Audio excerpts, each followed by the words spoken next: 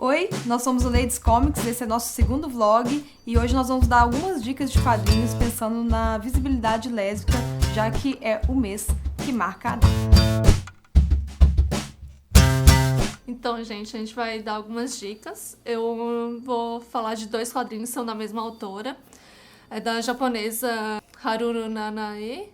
São dois quadrinhos que ela faz já. O primeiro é sobre que é o Double House, que fala sobre uma relação de uma mulher trans com uma menina lésbica. Não é de romance esse, mas eles falam de assunto extremamente contemporâneo. Eu acho que para a época que foi escrita, que eu acho muito legal, que já faz 20 anos que foi feito. Foi feito em 96 e 97, foi publicado. A discussão que ela traz é muito, muito interessante, sabe? E ainda uma japonesa, sabe? E ainda ela fala sobre uma mulher trans. Isso eu acho muito fenomenal. E aí vem uma discussão que ela não tá ligada apenas na sexualidade, porque a menina que ela vem de uma condição que era rica, ela desiste daquela coisa da classe social, daquele papel, porque ela trata as coisas como frames, que é a gente enquanto sociedade. Então tem uma crítica muito maior do que a mera sexualidade. Então, assim, a sexualidade é, tipo, não é... É meio que...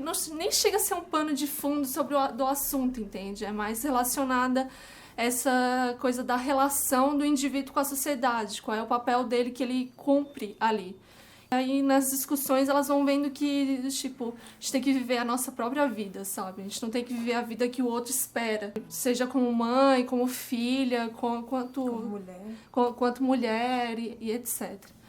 E um outro quadrinho, esse foi de 96, e depois de um ano ela faz um outro que é o Pietà, que aí fala de um relacionamento entre duas meninas de colegial. Só que eu acho legal, tanto o Double House quanto o Pietà, é que eles não colocam a relação homoafetiva em primeiro lugar. Porque a relação que tem no Pietà mostra uma dificuldade muito maior das relações familiares que elas têm com a própria família.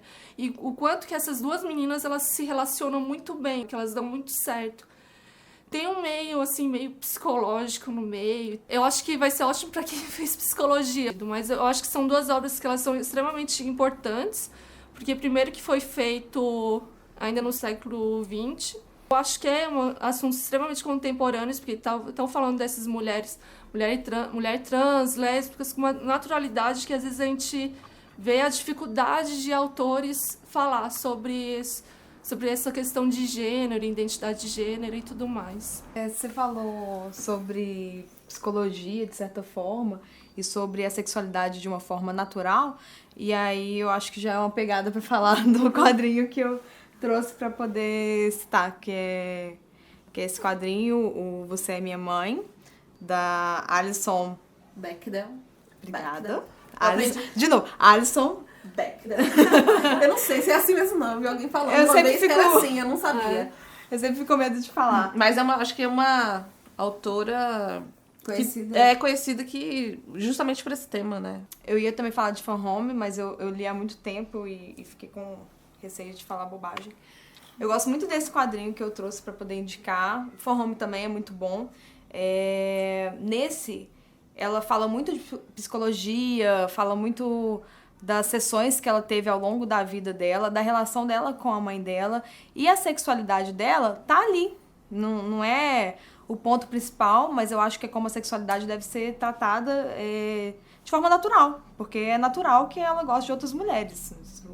E ninguém tem nada com isso. Então, ela vai ter namoradas, ela vai se apaixonar durante o quadrinho, e a gente se aprofunda muito, porque ele é muito íntimo. É um quadrinho que, como está tratando das coisas que ela fala com os psicólogos, com os psiquiatras, ela se abre muito, que é até muito frágil, assim, muito delicado, muito corajoso da parte dela, mas isso não necessariamente só sobre a sexualidade dela, sobre a vida dela. Ela abre para todo mundo que está lendo e você vai se aproximando dela como se você fosse uma amiga.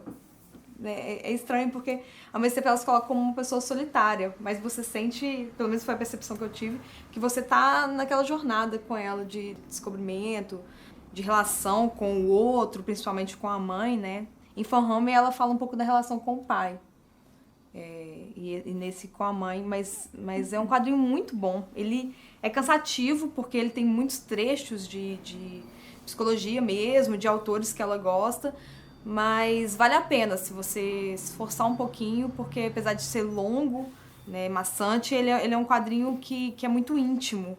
E eu não quero falar muito da história, porque eu acho que né, perde a graça, já que é sobre a vida dela mesmo. E aí eu vou citar também Azul é a Cor Mais Quente, que eu até falei dele já no site do Ladies, a gente vai colocar o link aqui.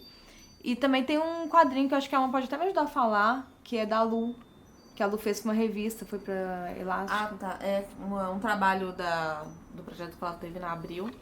E aí ela tinha que colher histórias. Elas pediram, na verdade, que as pessoas mandassem histórias, né, sobre a vida delas mesmas, histórias pessoais. E ela escolheu, mais acho que uma equipe, e ela escolheu falar de uma relação de duas meninas. Chama Amor, a história.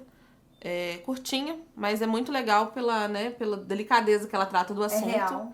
Né? A história é real, o traço é muito bonito, então acho que também vale a pena. E pensando assim no Brasil, né, eu resolvi ler Catita, que eu não conhecia, que é de uma autora chamada Anita Costa Prado. Começou nos anos 90 produzindo e divulgou o trabalho dela em algumas boates de São Paulo durante a noite, que fala justamente desse tema, mas com um tema muito mais político, assim, ela traz, né, traz alguns conceitos dentro do quadrinho.